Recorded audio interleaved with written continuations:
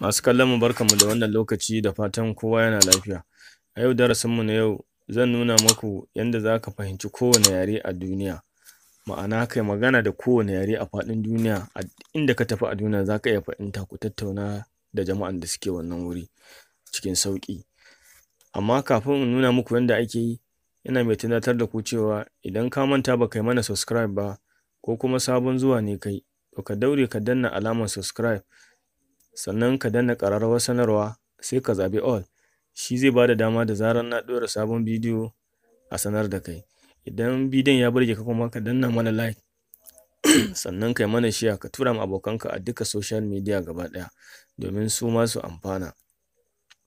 Idan kana da wani ƙarin bayani ko tambaya to kai mana comment, insha Allah za mu baka amsa. Abin da nake so in nuna muku shine, ko in gaya muku shine, za ka iya amfani da kowane yare ka yi mu'amala da mutane a duniya da kowane yare ta cikin wayarka ta Android. Ba ma a waya ba, ko a kwamfuta za ka yi amfani da wannan idan har ka kasance mai mu'amala ne da kwamfuta. Amma da yake harka ce ta waya a yanzu, tafi da gidanka, to za ka yi amfani da wayanka ne domin ka ci gajiyar wannan abu.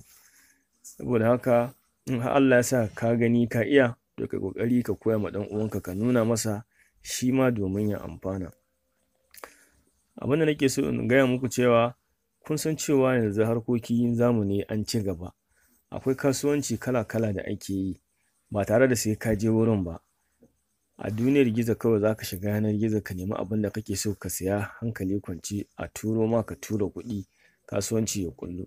To sannan kuma mutanen nan zai iya kasancewa kai dai kana nan Najeriya ko kana Ghana ko kana wani garin na daban. To abin da za ka yi, to ta yaya za a kai communicating da wanda yake China ko kuma yana India ko kuma Balarabe wanda cewa duka ba sa jin yarenka. To shi ya sanya kamfanin Google suka ɓullo da wani hanya don su magance wannan matsalar, a sauƙaƙa mana mu'amala na yau da kullum cikin sauƙi. To abin da za ka yi da farko, sai ka zo ka shiga cikin Play Store ɗinka misali kamar haka. Idan ka shiga cikin Play Store ɗinka misali kamar haka,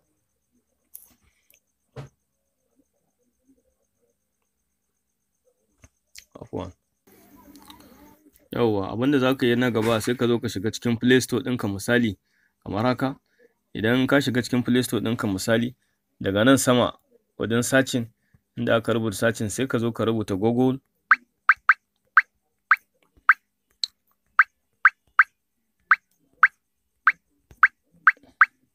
Translate. Misali za ka rubuta Google Translate. Idan ya kawo ka wannan,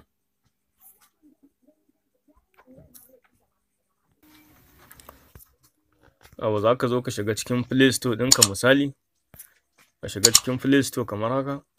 Bayan ka shiga cikin Play Store, daga nan sama wajen da aka rubuta searching, sai ka zo ka rubuta Google,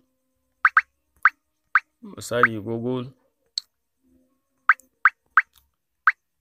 Translate. Google Translate. Idan ka rubuta zai kawo maka wannan fuskar. Ga application ɗin nan, an gani sama da mutum miliyan 7 suka review ɗin shi, sannan bai da nauyi yanda ya kamata. Daga mutum ɗan shekara 3 zai iya amfani da wannan application ɗin. Mutum sama da miliyan 500 ga su nan suke amfani da wannan application a faɗin duniya. Saboda haka abin da za ka yi na gaba, sai ka danna install. Misali ka danna installing, ka jira shi. Misali ga shi nan yanzu yana ƙoƙarin yin installing. Mun gani ba nauyi gare shi ba gaba ɗaya. Abin da za ka yi na gaba, sai ka ɗan jira shi ya gama installing. To kada ka manta dai ku danna mana like, ku mana share da Allah a social media domin bidiyon ya yaɗu da yawa, mutane da yawa su amfana. Kuma ku daure ku kalle shi har ƙarshe domin ku fahimci abin da nake nufi. Saboda rashin ganin shi har ƙarshe, ba za ku fahimci me nake nufi ba, har ku gane abin da nake so in nuna muku. Gashi nan yanzu yana installing, ya gama downloading, yana installing.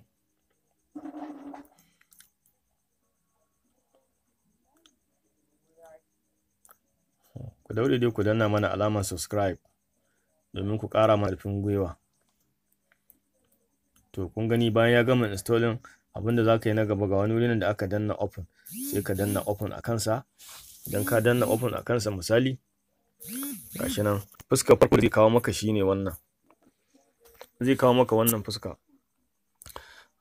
Idan ya kawo maka wannan fuska, To yanzu ku lura ku gane abin da nake so in nuna muku shine kun ga nan ku lura da nan gurin shine yaren da kake ji, ya zama kan wannan shine yaren da kake ji, nan kuma yaren da kake so a fassara maka.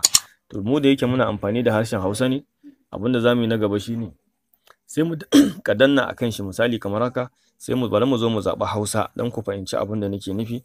Yanzu yana kan English ne, abin da za ka yi sai ka zaɓi Hausa.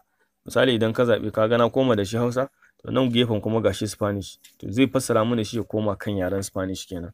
To abin da za ka yi nan gurin ka ga misali da Hausa, in za ka rubuta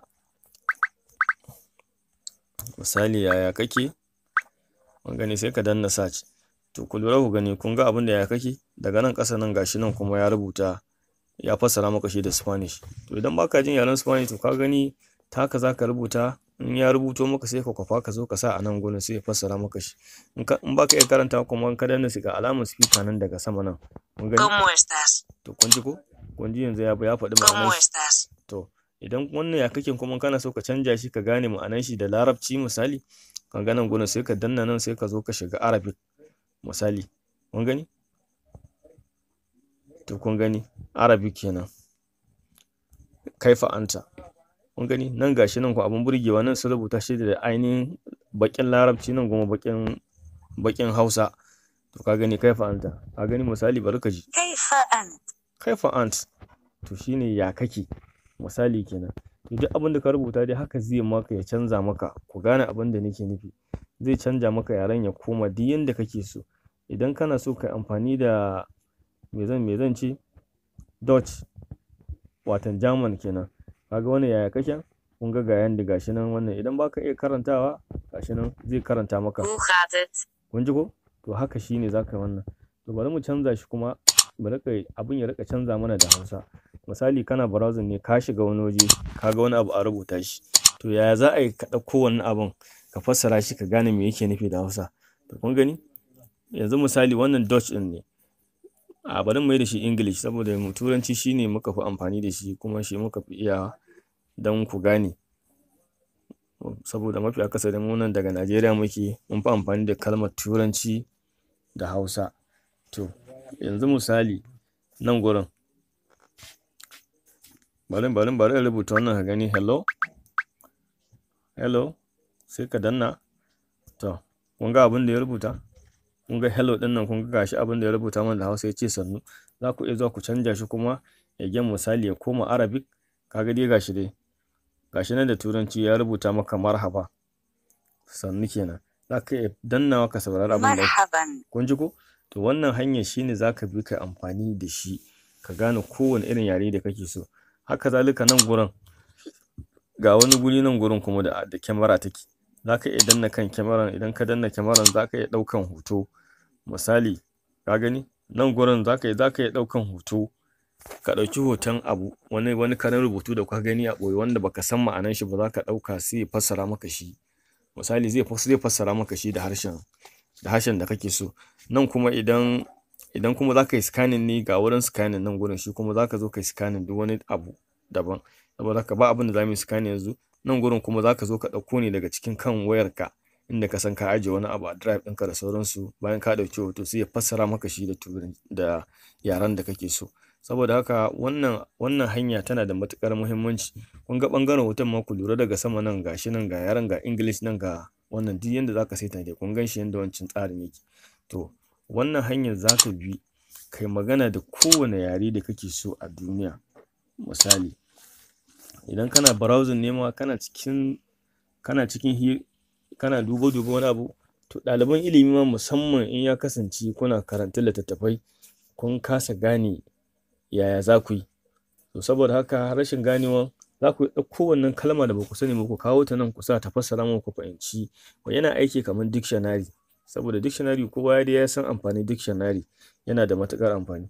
Nan gurin ga wani alama nan wajen editing ne, yanda za ka iya rubuta ka gyara wasu. Kowa ya san abin da ake nufi da editing misali. Sannan nan gurin kuma wajen murya ne, idan ba za ka iya rubutawa ba, baka iya rubutu ba, ga speaker nan daga nan gurin idan ka danna wannan speaker, in ka danna wannan speaker misali za ka faɗi abin da kake so sai ya fassara maka shi da yaren da kake ra'ayi.